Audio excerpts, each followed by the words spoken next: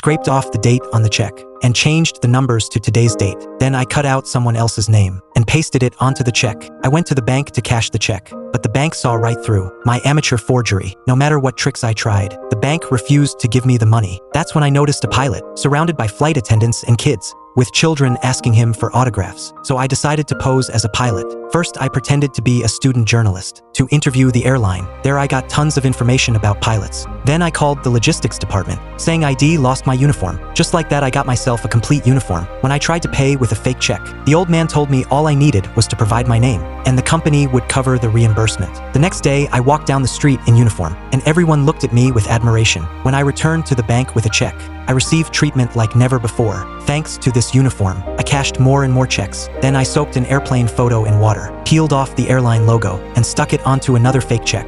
I carefully adjusted the design until it was completely flat, and a new check was born. I took this check to the bank and successfully cashed it again. But that wasn't the end of it.